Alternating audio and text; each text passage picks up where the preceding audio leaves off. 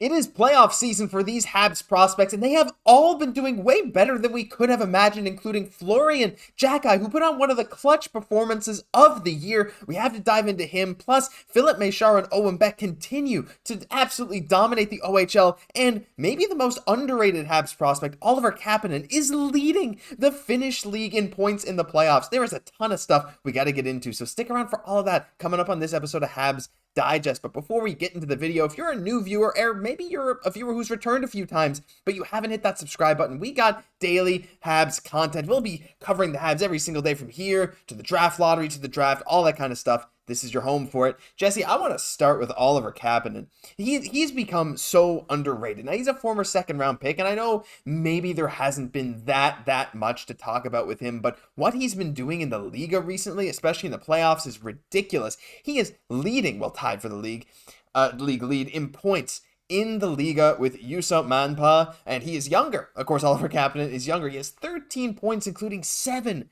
goals in 9 games right now. He had, I guess, I wouldn't say a lackluster season, because for someone his age, 34 points in 51 games in the Liiga is really good. But Jesse, he has been so good. Take a look at his one of his recent goals here. He had 2 goals in this game, 91, one-time clapper top shelf. I mean, he has been one of the more skilled Habs prospects that I feel like we just don't talk about enough.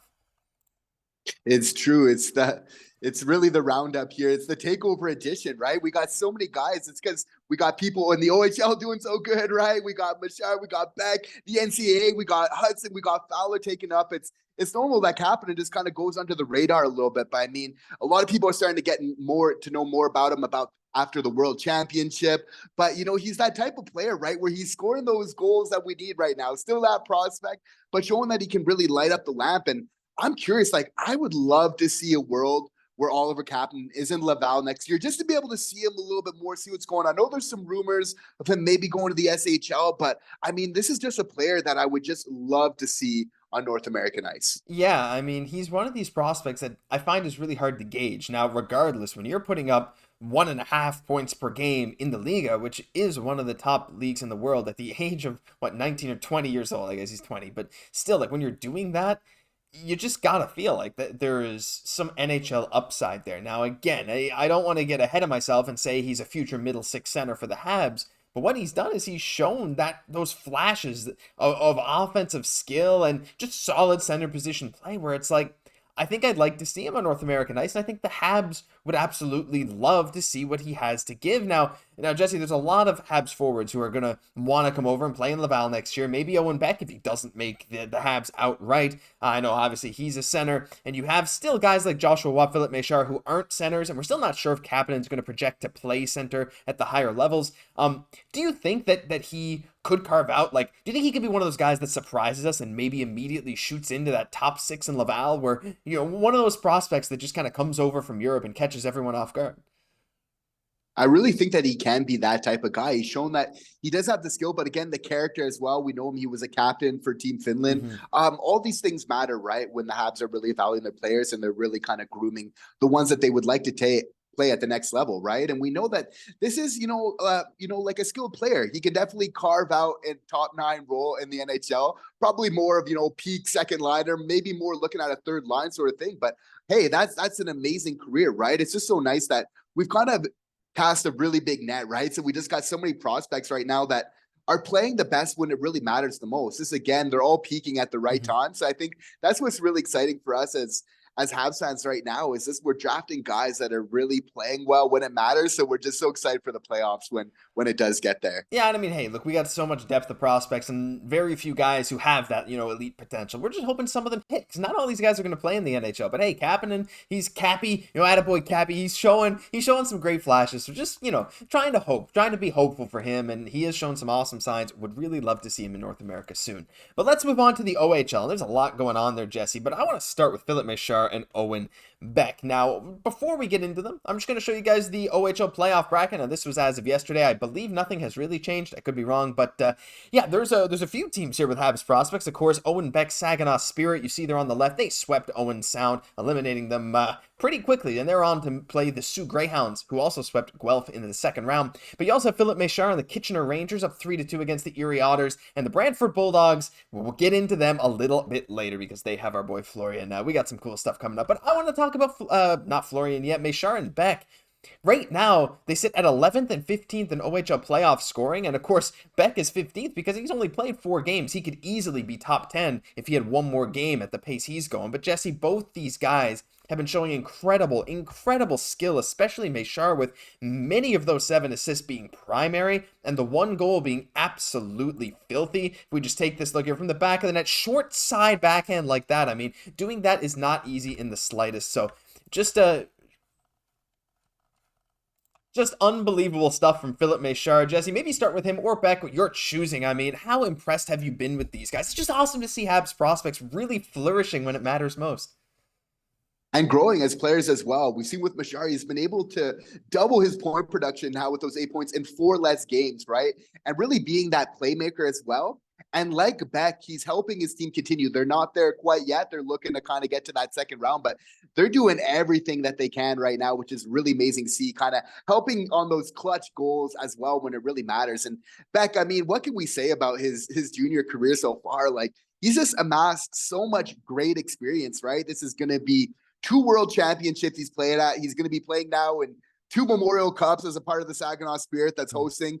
It's just absolutely incredible that he's getting to play when it really matters. And this is so important for his career, right? The more hockey that he can really get kind of under his belt at those clutch times, I think is going to be really big in his NHL future. Yeah, I mean, and again, Owen Beck's a guy we've seen play with Montreal. I know it was a 1-game semi-emergency situation, but like, he knows what it takes at that next level at this point. And Mesar himself played a game with Laval, like, and he was disappointed when he was sent down. Both these guys, I think the Habs had it in their mind that maybe if they didn't play in Laval this year, they would definitely be fighting for an NHL roster spot next year. I mean, at the very least, a high up spot in Laval. So you're very right. Like, when it comes to these guys, this kind of experience is so valuable, just to play those meaningful playoff games and not only play in them, know what that pressure is, take that pressure and then perform at those high levels of pressure, because that is what it takes to succeed at the next level. But there's another guy, Jesse, that has been doing that, and that is Florian Xhekaj. We got to talk about our boy Florian after a 65-point, 34-goal season for the Brantford Bulldogs. I mean, just shattering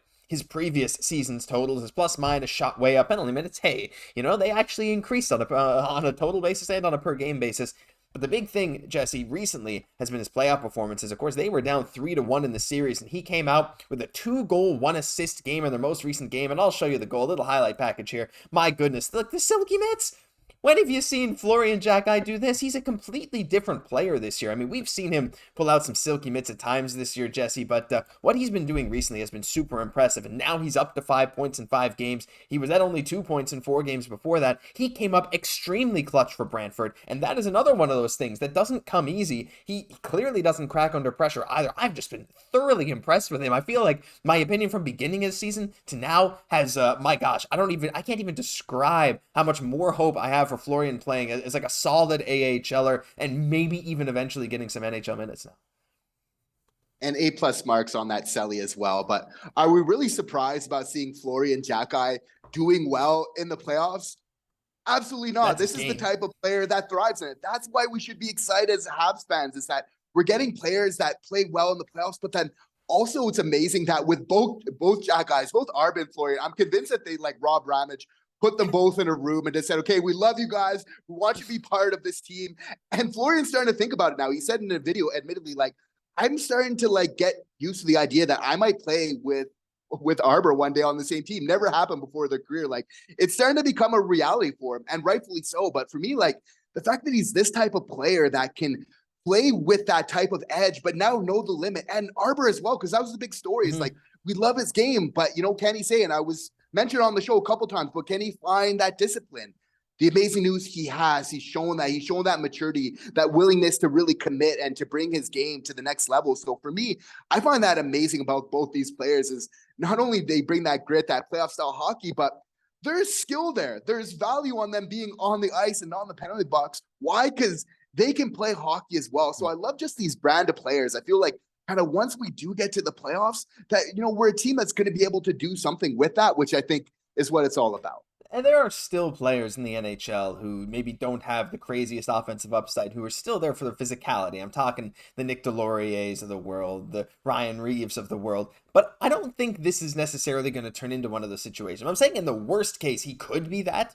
But I don't think that's what he wants to be. I think he wants to improve his offense just like Arber did. I think he wants to improve in all facets of his game, defensively, skating, offensively as well. I think that drive is there with him and with that family. And like you said, he wants to play with Arber. And I don't think Arber has any intention of getting sent back down to Laval anytime soon. So I don't think he's allowed to play for Brantford again. So, you know, when you're looking at a guy like Florian, do I think he's going to eventually be an NHLer? I mean, I still think it's a long shot just compared to some of the other prospects we've seen. But I no longer think that I'm no longer 95% sure about that. I think from what we've seen with his growth this year, what we've seen from his brother, like you said, Jesse, I mean, he's doing all the right things to see a guy succeed at the next level. So super, super excited from him. What do you guys think? Florian is the man, right? We all love the Xhekaj family. And hey, the other Habs prospects too. Kapanen, Mesar, Beck, and there's more coming in. We got Engstrom who's playing in the playoffs. We even got some Russian guys. There's a lot of awesome hype around this time of year for some Habs prospects. But hey,